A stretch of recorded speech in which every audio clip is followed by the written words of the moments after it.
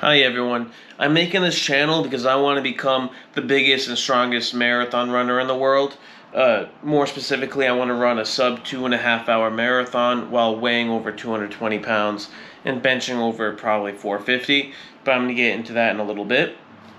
Now, the purpose of this channel is just to document the journey as I go. It's going to act as like a day-to-day journal in a way, where I can explain what's going well, what's not going well, what I'm feeling, more specifically the progress on my runs and lifting and everything, so I can show what my numbers are looking at any given point in time. I'm going to do a lot of progressive overloading. So, I mean, I know that's typically a lifting term, but like I'm going to kind of convert that to a running way, where I'm going to force myself to run just a little bit harder every time by pacing myself on a treadmill, and then hopefully I get fast enough to eventually just jog fast enough to run a 2.5 hour marathon. So I'm going to use the same kind of methodology from lifting, but for running and lifting as well, because I also have to be the strongest. But I will discuss everything. What's going well, what's going bad, my daily workouts. Maybe I'll make like a weekly rundown of each day so we can compare weeks together. Any updates to strategies, PRs.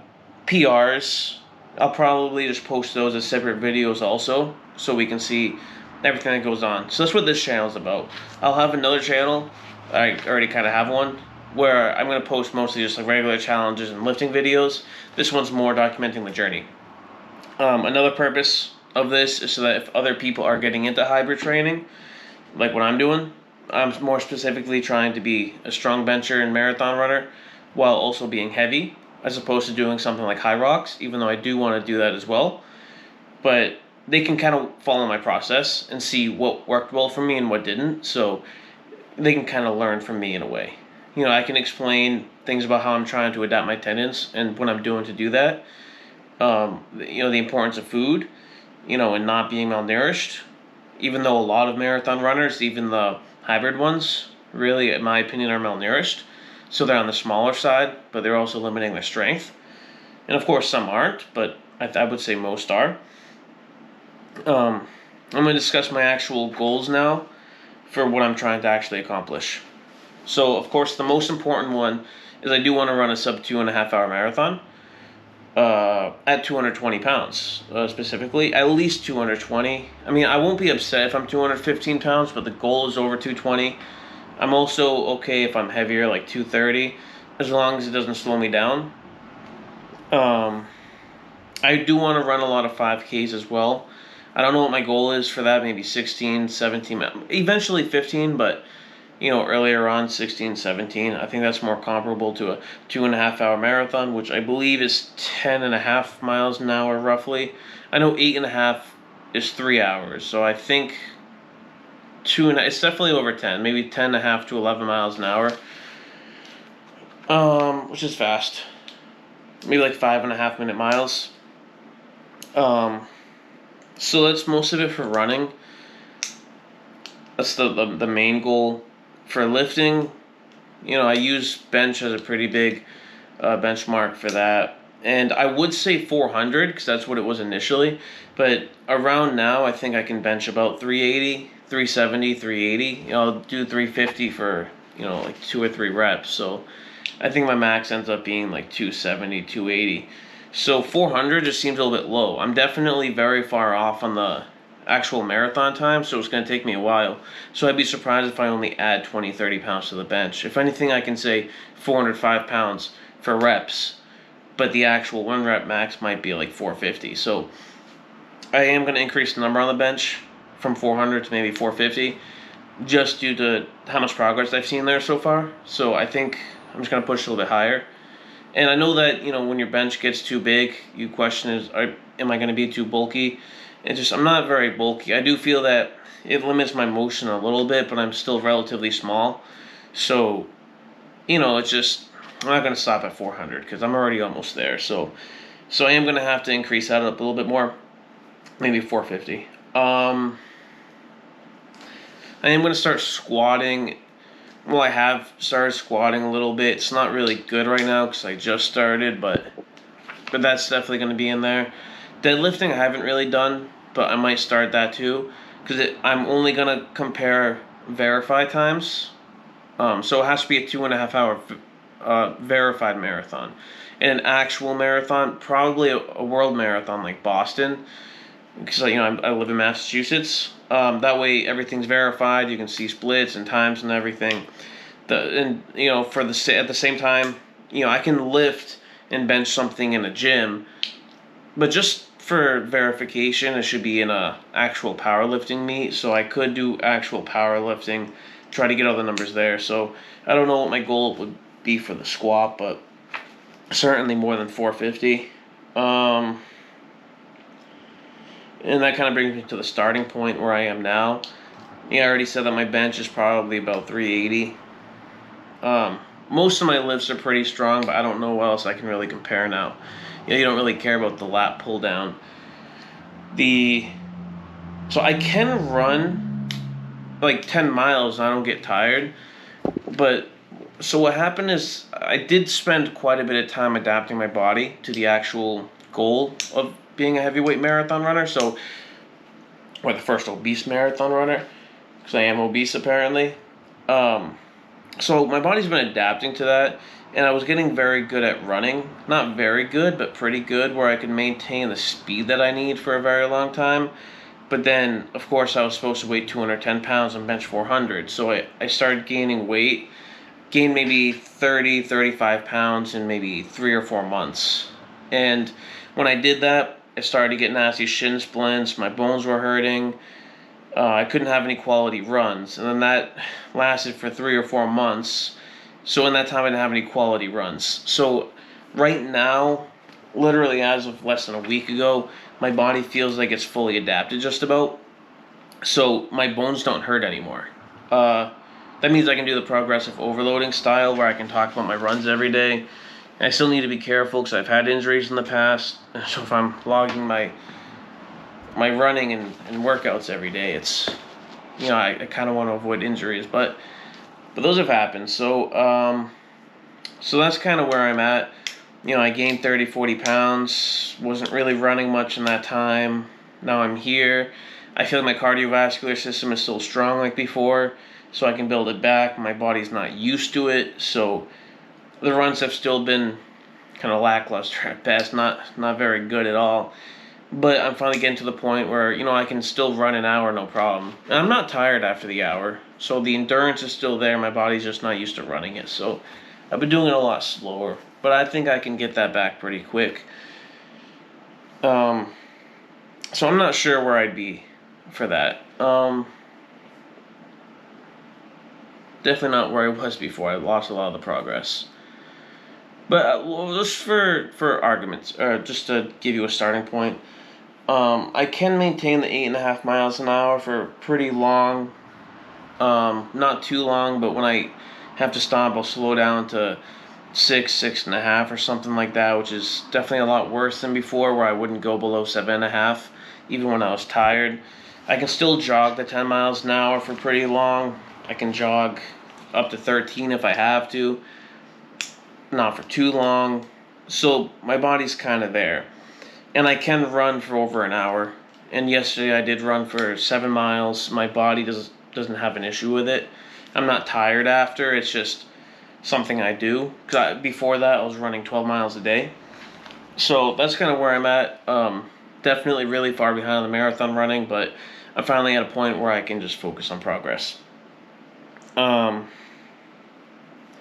So that's why I do want to emphasize that my past training, I have been trying to adapt my body, and that was a big part of it, trying to get a lot of volume in at heavier body weights. So it's not like I'm just going to start now and run 2 hours a day. Out of nowhere, my body's been adapting for a couple years now, so it's definitely a lot easier than that. So I'm not really at the first block, even though my body just adapted now, so it feels like I'm starting, and I'm going to write day 1 on the videos, because I'm going to mark what day I'm on my journey. I have been adapting over several years, so I used to be able to run fast speeds before. Not like a really good runner, but much better than I am now. So I do think I'll see a lot of fast progress in the beginning before I slow down again. And I will also say that anyone who just tries to do 2 hours of cardio in the very beginning, they're just going to hurt themselves. Don't do that. You have to ease into it. Trust me, I learned the hard way. I was being hospitalized, for tendon issues. There's always tendon issues. A couple times my knees, like in that general area, where they were much more inflamed and they hurt really bad, so I could barely walk, but they healed faster. Another time my ankle, where it didn't hurt that bad, but I couldn't, run for a couple months. I could walk no problem, so it didn't really affect me as much. I wasn't on crutches, but several months where I couldn't run. So I'll definitely say don't just go from 0 to 2 hours in one day. And then I'll also discuss my general workout plan, which is 7 days a week. Now 6 days a week I do lift for probably about an hour and a half a day. The program's for an hour, but I never finish in an hour. And then after that, 2 hours of cardio. And ideally that would be 2 hours of running. But as of right now, I'm going to do some biking just to make sure it's easier. So I do an hour of easier running first. Monday, Wednesday, Friday is going to be just easy pace running, like zone 2. Like in that ballpark, so it's really slow. And then Tuesday, Thursday, and Saturday are going to be kind of like interval training between that slow speed, zone 2, and right now 8.5 miles an hour, because that's what I need to maintain for the 3-hour marathon to qualify for the world marathons like Boston or Berlin or London or all those. A lot of them have marks around 3 hours, a little bit faster. So that's just kind of like the minimum mark. So that's why I alternate between 8.5 and the slower speed, which just gets faster over time. Right now, I'll probably use like either 6 or 6.5. That's just my recovery pace. Now after that, I'll do half an hour of faster interval training, where Monday, Wednesday, and Friday are again the easy days. I'll alternate between. Well, what I'll realistically do is I'll go up to the fast pace. So Monday, Wednesday, Friday, that's 10 miles an hour. And then when I can no longer maintain it, I'm going to go down to 8.5 miles an hour. And then if I can't maintain that, I can go a little bit slower and then just go slower until I recover, so I can speed up again. So I just need to catch my breath, and then I have to go back. So it's going to be like an interval, or more like a ladder. I'll go up to the top, then go down here, here, until I recover, and I'll go back up to the top. And then I'm going to do progressive overloading for that. Of course, that's all converted to running from lifting. But if I can maintain that top speed, say 10 miles an hour, for a minute and a half one day, maybe I have to do a minute and 40 seconds the next day, and then a minute and 50 seconds the next day, then 2 minutes. Hopefully, eventually, it's going to become easy enough that I can just maintain it for, probably 2 hours and 40 minutes in order to run the whole marathon. I'll also do that progressive overloading type for the first part of the workout, with the alternating between the slower pace and the 8.5 miles an hour. If I do, say, 5 minutes of 8.5 miles an hour one day, I'll do 5.5 minutes next day, and then I'll just keep improving it, so I force myself to get faster. Tuesday, Thursday, and Saturday are the other days. Those are also harder, like I was saying before. The only difference is, instead of using 10 miles an hour for the fast pace, I use 13 or 11.5. 13 is world record pace, so I don't expect myself to actually maintain that speed, but it's good for strengthening my lungs and my VO2 max. The other one's 11.5, which is also a very fast competitive pace. Pretty much what the professionals are running. Well, the slow professionals, not the fast ones. So that's also unrealistic for me, but good training. I like that training. And then Sunday, I do 2 hours of cardio. I don't lift that day, but I will do cardio. And then probably for now, just whatever I feel like doing. I could just do 2 hours of slow running and leave it at that, instead of doing the actual, like, a strict plan. Or I might do hills. I was also thinking about making Sunday my mountain run day, but I'm not sure about that yet. And then, I did also forget to mention I stopped at an hour and a half of training every day, so I said half an hour for the fast interval training. The last half hour lately has been biking, just to give my legs a little bit of a break because of how much impact there is. I do weigh 220 pounds right now, so there's a lot of impact trying to run 2 hours a day. So that's the other thing, is that I'll bike for half an hour. And I go pretty high on the resistance. I maintain about 80, I don't know what you'd call it, RPMs or whatever they call it for the biking. So I think that's about like the typical running pace. So it'd be like 160 steps or something. I don't know. What I don't know what runners do for measuring. I'm just trying to run fast. But it's about, the same leg speed that you use for running. So I'll do about 80 for the speed on the bike. And then I know this doesn't make much of a difference, but I'll use like 12 for the difficulty setting. Because, every bike is different. But that's what I do there. The biking, 'cause I also think it strengthens the legs. It's cardio without pounding on your knees and ankles. So that's the last half hour for now, and I might transition over to just doing 2 hours of running later on, but not yet. So that brings me to today's workout, which was legs and shoulders.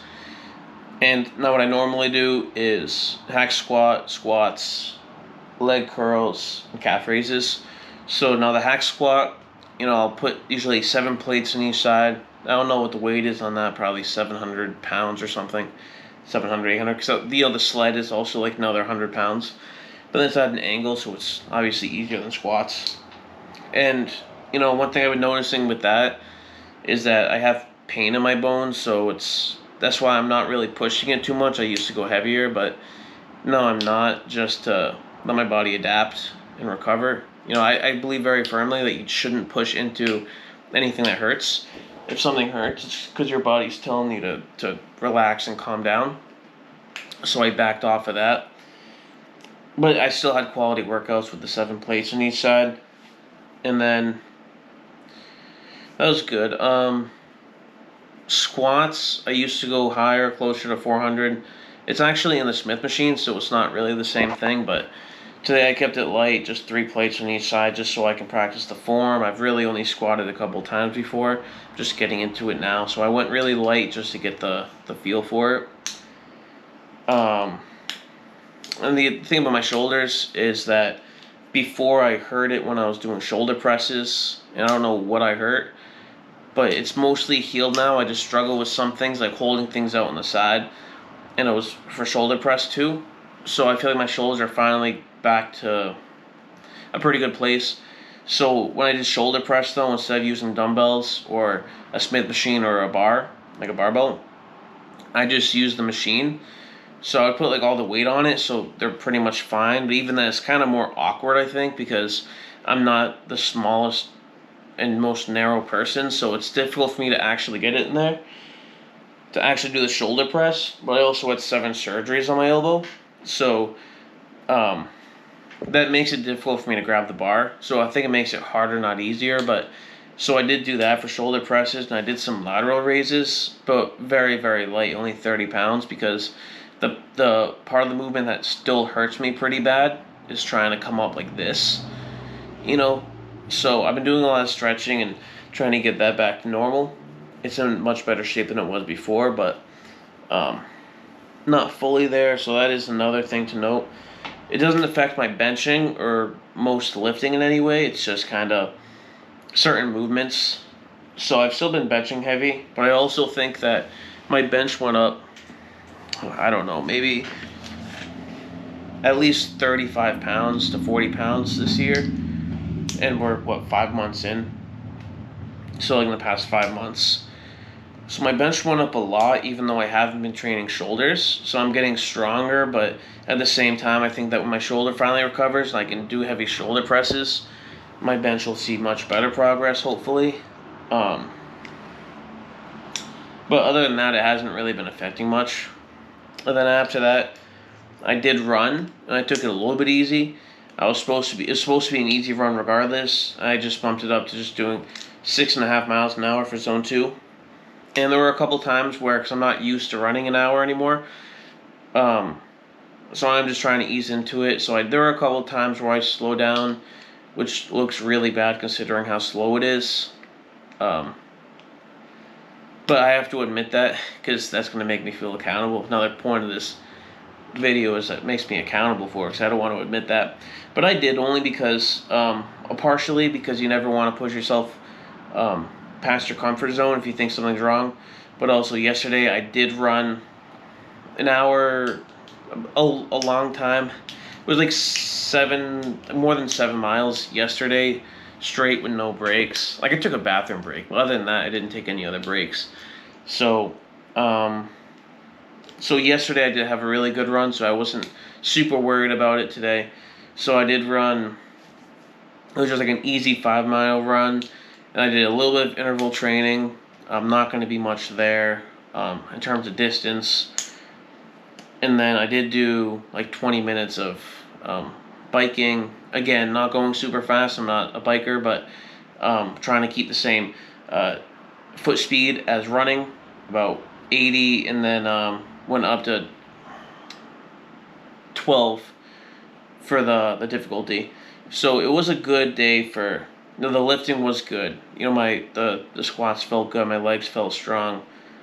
My shoulders felt strong, but I didn't really push them. I'm used to doing it's a Smith machine, but I'll put 2 plates and 2 tens on each side. So that's what I would normally do. So it's not the same as me doing that, but still not terrible. I did a little bit of shoulders more than usual. I did do some lateral raises. The cardio felt really good, even though I didn't kill myself today because yesterday was a pretty good cardio day. I felt really good. I walked out feeling like I got a good cardio workout. My body feels very stable and strong, and which is my favorite part of doing so much cardio. So it was a good workout overall. I will also say though that because I did discuss my training because that's all that really matters in terms of my workout today. Just there's a pain in the bone. I'm gonna monitor that, make sure my body recovers. Other than that, the training was pretty normal, standard. I'm finally getting to a point where I'm doing cardio for hours straight. Yeah, but I will also say that there's an important factor to all of this besides training, which is, again, eating enough calories. So I've been eating probably about 5,000 calories a day. My meal plan's maybe 5,500. I don't always eat everything. As a matter of fact, I normally don't eat all of it, so I probably usually sit around 5,000 to high 4,000s. But my weight has not been going up. I've been sitting, because I used to weigh over 220 pretty consistently. Lately, I've been weighing closer to, 215 without shoes, but by the end of the day, I might weigh 220, but only at the very end of the day. So I feel like, I don't know if I lost weight, but I'm definitely not up, so I do think I have to increase that. Make sure I definitely eat 5,500 calories a day, or even go up to 6,000. So that's one modification I'm going to have to make soon. That's pretty much it for today.